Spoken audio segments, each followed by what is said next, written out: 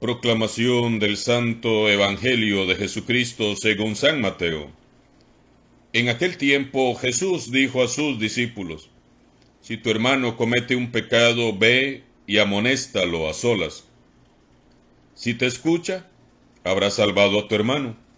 Si no te hace caso, hazte acompañar de una o dos personas, para que todo lo que se diga conste por boca de dos o tres testigos. Pero si ni así te hace caso, díselo a la comunidad. Y si ni a la comunidad le hace caso, apártate de él como de un pagano o de un publicano. Yo les aseguro que todo lo que aten en la tierra quedará atado en el cielo, y todo lo que desaten en la tierra quedará desatado en el cielo. Yo les aseguro también que si dos de ustedes se ponen de acuerdo para pedir algo, sea lo que fuere, mi Padre Celestial se lo concederá. Pues donde dos o tres se reúnen en mi nombre, ahí estoy yo en medio de ellos. Palabra del Señor.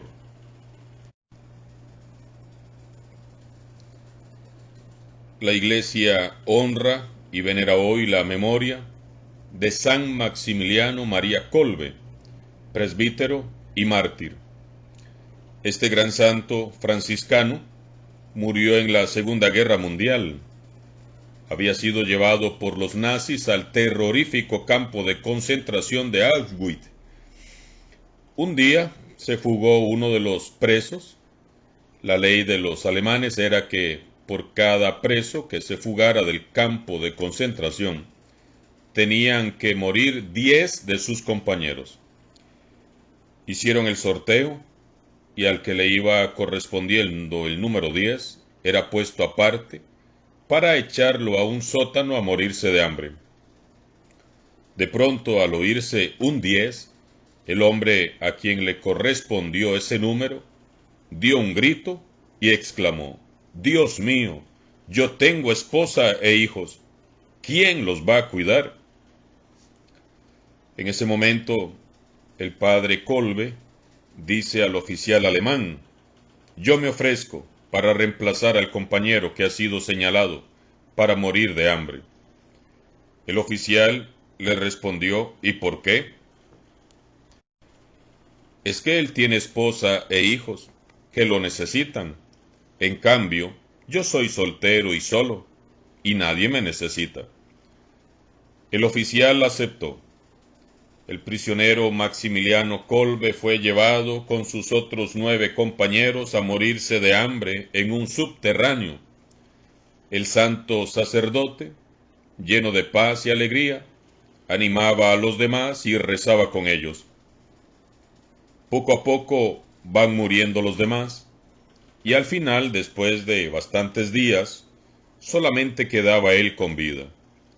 Como los guardias necesitaban ese lugar para otros presos que están llegando, le ponen una inyección de cianuro y lo matan. Era el 14 de agosto de 1941.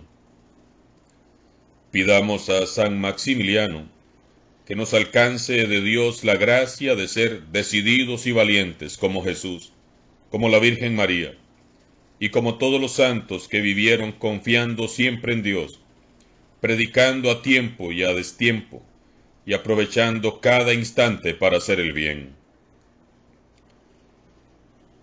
En este Evangelio que nos propone San Mateo el día de hoy, Jesús nos dice cómo hay que resolver las situaciones conflictivas, cómo hay que tratar al pecador y a los hermanos de la iglesia.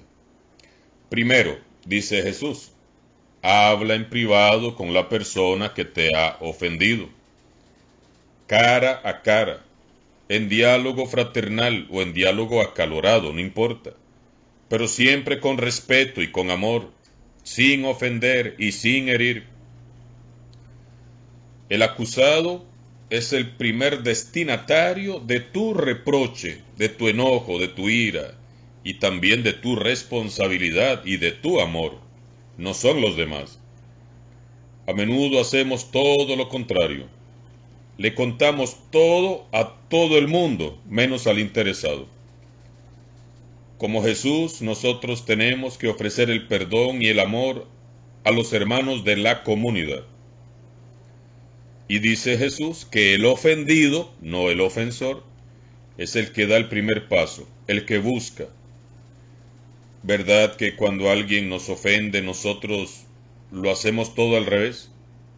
Primero, ¿qué hacemos? Contárselo a medio mundo. ¿Verdad que muchas veces nos quedamos esperando que sea el otro el que venga a pedir perdón? Por eso muchas situaciones en nuestra vida se complican porque no hacemos lo que Jesús nos dice que hagamos. Se trata de ganar a los hermanos, de afianzarlos en el camino del Señor y de que vivan en la comunidad de Jesús. No se trata de humillar al pecador, de avergonzarlo y arrastrar su dignidad por todo el pueblo, porque entonces no estamos viviendo el mandamiento del amor. No estamos siendo misericordiosos como Jesús. Este es el misterio del perdón.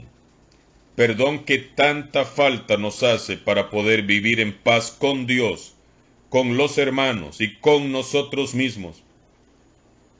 En segundo lugar, si no te hace caso, hazte acompañar de 2 o 3 testigos, porque donde 2 o 3 están reunidos en mi nombre, ahí estoy yo.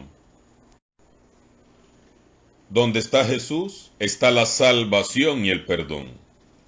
Donde está Jesús, hay que doblar no solo las rodillas, hay que doblar y ablandar el corazón, rendirse a Él, amar y perdonar como Él. El ofendido, no el ofensor, y los hermanos dan el primer paso. Buscan al ofensor, no para pelear, sino para ganar a un hermano y que éste permanezca en la iglesia de Jesús. En este proceso de corrección fraterna veamos cómo en ningún momento dice Jesús que vayamos a reunirnos para despellejar al pecador. Nos reunimos 2 o 3 con el que ha caído y oramos con él y oramos por él. Y Jesús siempre se hará presente en medio de aquellos que se reúnen para orar por un pecador. Jesús es el primer interesado en que se recuperen las almas perdidas. Y esta debe de ser nuestra motivación también. No demos a nadie por perdido, porque Dios no desecha a nadie. No juzguemos, no critiquemos, porque todos tenemos una historia que también tiene sus grises y sus sombras. Mejor oremos y ofrezcamos nuestra ayuda. En todo caso, si no vamos a ayudar, mejor no digamos nada. Tercero, pero si ni así te hace caso, díselo a la comunidad. A la comunidad cristiana, no a todo el pueblo. Es decir, a la iglesia de Jesús, que permanece reunida para escuchar el mensaje de su Señor y para perdonar y poner en práctica el amor de Jesús. La iglesia de Jesús es un lugar de escucha y de perdón. No es un centro de chismes para llevar y traer. No es un lugar para denigrar, criticar ni maltratar a nadie. No es sitio para sentirnos unos mejores que otros. Nuestra iglesia debe de ser un lugar de acogida para el pecador, no de rechazo y marginación. El Papa Francisco ha dicho, la iglesia ha recibido de Jesús el tesoro precioso del Evangelio, no para retenerlo para sí misma, sino para donarlo generosamente a los otros, como hace una mamá. La iglesia, como una madre, es responsable de la vida cristiana de todos sus miembros. Nuestra misión como iglesia es la de reconciliar a todos con Dios y a los hermanos con los hermanos. Y la iglesia no es el Papa, los obispos y los sacerdotes. La iglesia somos todos nosotros, La iglesia es usted, la iglesia soy yo. Tenemos que cuidarnos unos a otros, no hacernos daño, no herirnos, que ninguno se pierda, que ninguno almacene el veneno del odio, del rencor y del resentimiento. Debemos velar para que ninguno se obstine en el pecado, que ninguno destruya la comunidad de Jesús, que ninguno viva lejos del amor de Dios. Confesar, admitir que somos pecadores y que nos necesitamos unos a otros es vencer el poder mortal del mal. La comunidad reunida en cada Eucaristía celebra el regalo del perdón de Dios. Nos reunimos en la presencia de Dios, no porque seamos santos y buenos, sino porque Él es bueno, y Él nos ama y nos perdona. Seremos la iglesia de Jesús, si unidos bajo la mirada de Dios, nos dejamos perdonar y nos abrimos al don de la reconciliación con los hermanos. Y por último, al que rechaza la conversión y el perdón de Dios Padre y de los hermanos, considéralo como gentil o publicano. Hay quienes optan cerrar sus oídos al llamado de Dios, y debemos dejarlos seguir el camino que lleva a la oscuridad hasta que suceda un milagro. Lo que nunca debemos dejar de hacer es dejar de orar por ellos.